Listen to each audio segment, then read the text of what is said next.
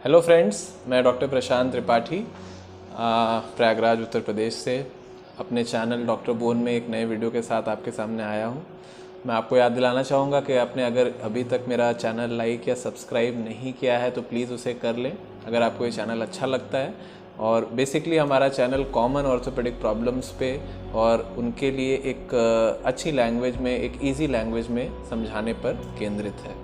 तो आज का जो हमारा वीडियो है उसका फोकस है एक इम्पॉर्टेंट कंडीशन पे जो यूजुअली मिस डायग्नोस होती है, जो यूजुअली डायग्नोस ही नहीं हो पाती या फिर मिस डायग्नोस होती है। तो आज का जो हमारा टॉपिक है वो पायरिफॉर्मिस सिंड्रोम पर बेस्ड है। मैं आपको समझाऊंगा कि ये क्या होता है और इसमें हम कैसे जो है डायग्नोस कर सकते हैं और इसके लिए हम कैसे बचाव कर सकते हैं और इसके क्या क्या सिम्टम्स होते हैं। तो पायरिफॉर्मिस सिंड्रोम, जैसे आप समझ रहे हैं कि ये एक कंडीशन है जिसमें पायरिफॉर्मिस इन्वॉल्व है। तो पायरिफॉर्मिस क्या है? ये हमारी कमर की पूरी ढांचा है, संरचना है उसकी। ये कूल्हे की हड्डी है, ये जांघ की हड्डी है, ठीक है। आप ये जो लाल कलर का ये जो धागा देख पा रहे हैं, ये पायरिफॉर्मिस मसल होती है। एक तरह की ये मांसपेशी होती है जो कि इस हड्डी, जिसे हम कॉक्सिक्स सैक्रम बोलते हैं, सैक्रम से ये शुरू होकर के हमारी फीमर, जांघ की हड्डी के ऊपरी भाग में इस तरह से ऐसे अटैच होती है। तो इसका बेसिक फंक्शन ये है कि ये पैर को बाहर की तरफ घुमाने का, एक्सटर्नल रोटेशन का काम करती है। तो पायरिफॉर्मिस का नाम पायरिफॉर्मिस क्यों है, मैं ये बताऊंगा आपको। पायरिफॉर्मिस जो वर्ड है वो दो वर्ड से बना है। पियर का मतलब होता है नाशपाती, मतलब एक पियर शेप्ड मसल, और फॉर्मिस का मतलब होता है शेप, मतलब ऐसी मसल जो कि नाशपाती या एक फ्लैट बेली जैसे शेप की होती है और जो आपके सैक्रम से, रीढ़ की हड्डी के निचले भाग से शुरू होकर के जांघ की हड्डी के ऊपरी भाग में अटैच होती है। सबसे इम्पॉर्टेंट बात जो हमें ध्यान देने की ज़रूरत है कि इस लाल मसल के जस्ट नीचे ये जो आप पीला स्ट्रक्चर देख रहे हैं, इसे हम शायटिक नर्व बोलते हैं। शियाटिक नर्व शरीर की सबसे मोटी नस होती है और जो पूरे आपके पैर के जो सप्लाई होता है उसका वो काम करती है। तो आप देख पा रहे हैं ये मसल है, मसल के नीचे शियाटिक नर्व है और शियाटिक नर्व के नीचे कूल्हे की हड्डी है।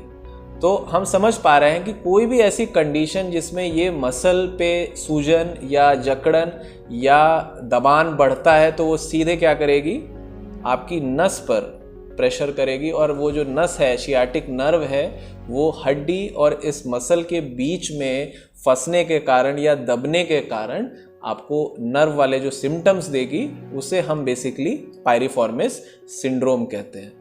तो अब हम समझते हैं कि पायरिफॉर्मिस सिंड्रोम के सिम्टम्स क्या क्या होते हैं। ये आप समझ गए कि शियाटिक नर्व का पायरिफॉर्मिस मसल और हड्डी के बीच में दबने के कारण ये सिंड्रोम होता है, ये कंडीशन होती है।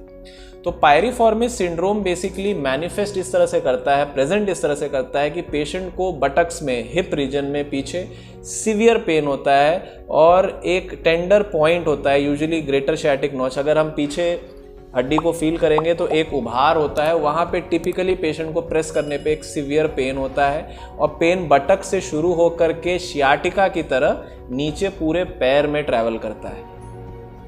ज़्यादातर मरीज़ या फिर जो है कई सारे क्लिनिशियंस भी इस कंडीशन को एक रूटीन जो शियाटिका होती है L4, L5 या L5S1 डिस्क, इसके तरह डायग्नोस करते हैं, बट ये वैसा नहीं है। ये मैंने आपको बताया, इसमें कहीं भी डिस्क का कोई रोल नहीं है। इसमें जो दबान हो रहा है वो पायरिफॉर्मिस मसल और पेल्विक बोन के बीच में हो रहा है, जिसमें ये शियाटिक नर्व ऐसे बीच में फंस के इसमें दब रही है।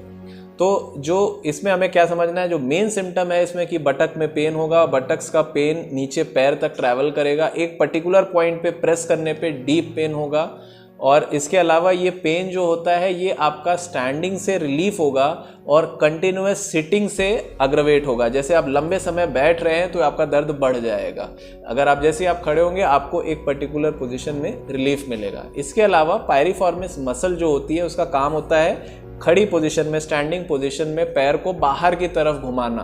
तो जब भी आप बाहर की तरफ पैर को लेट करके या खड़े होकर के आप घुमाने की कोशिश करेंगे तो पायरिफॉर्मिस मसल पे जकड़न आएगी, स्टिफनेस आएगी, जिसके कारण आपका दर्द बढ़ सकता है।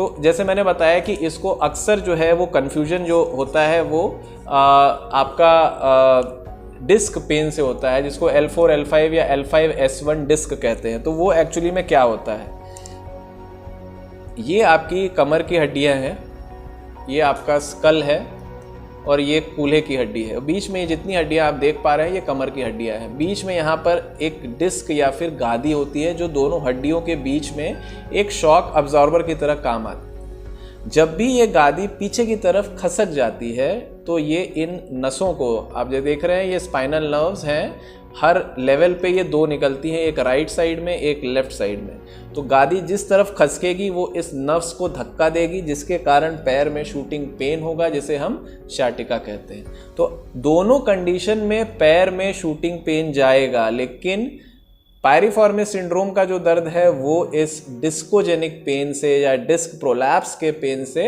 अलग है और इन दोनों का इलाज भी अलग है। तो ये बहुत ज़रूरी है कि हम डिफ्रेंशिएट करें कि मरीज़ को पायरिफॉर्मिस सिंड्रोम है या मरीज़ को L4 L5 L5S1 disc prolapse की दिक्कत है। तो इसके कॉजेज़ क्या क्या होते हैं पायरिफॉर्मिस सिंड्रोम के? पायरिफॉर्मिस सिंड्रोम के दो ही कॉजेज़ में होता है, या तो मसल जो है जकड़न हो जाए या मसल में कॉन्ट्रैक्चर आ जाए। ये यूजुअली जो लोग प्रोलॉन्ग सिटिंग करते हैं, लंबे समय बैठने का काम जिनका रहता है, या जो लंबे समय साइकिलिंग वगैरह करते हैं, कई पेशेंट ऐसे होते हैं जिनमें जैसे वॉलेट रखने की आदत होती है एक तरफ, तो उनको उस तरफ में पेरिफॉर्मिस सिंड्रोम होने के चांसेस रहते हैं। इसके अलावा जो लोग क्रॉस लेग सिटिंग आलती पालती मार के लंबे समय बैठते हैं, जैसे पुजारी वगैरह जो पूजा लंबे समय करते हैं आलती पालती मार के, या फिर जो वर्कर्स होते हैं जो बैठ करके ज़्यादा काम करते हैं, उनमें भी ये बहुत कॉमन होता है। इसके अलावा ट्रॉमेटिक इंजरी, मतलब किसी चोट लगने के कारण भी ये हो सकता है। पायरिफॉर्मिस सिंड्रोम को डिस्क पेन से डिफ्रेंशिएट करना बहुत ज़रूरी है। जब भी आप कमर के MRI के लिए जाएंगे तो पायरिफॉर्मिस सिंड्रोम में यूजुअली कमर की MRI नॉर्मल तौर पे आएगी, जबकि डिस्कोजेनिक पेन में हमें डिस्क का प्रोलैप्स या फिर ये सारी दिक्कतें महसूस होंगी। तो इस वीडियो का आशय यही है कि हमें ये समझना कि हर कमर में होने वाला दर्द शाटिका नहीं होता है। कमर दर्द के बहुत से कारण होते हैं, जो पैर में दर्द उतरता है उसके भी बहुत से कारण होते हैं, और हमें एक अच्छे क्लिनिशियन, एक अच्छे डॉक्टर से कंसल्ट करके, एक ऑर्थोपेडिशियन से कंसल्ट करके अपनी प्रॉब्लम्स को रूल आउट करना है, कंडीशन को समझना है और उसके अनुसार इलाज करना है। ठीक है, और मैं आशा करता हूं कि इस वीडियो से आपका जो एक पायरिफॉर्मिस सिंड्रोम जो कंडीशन है उसकी डायग्नोसिस बनाने में, या फिर हमें वाकई में है या नहीं है ये समझने में थोड़ी आसानी मिलेगी।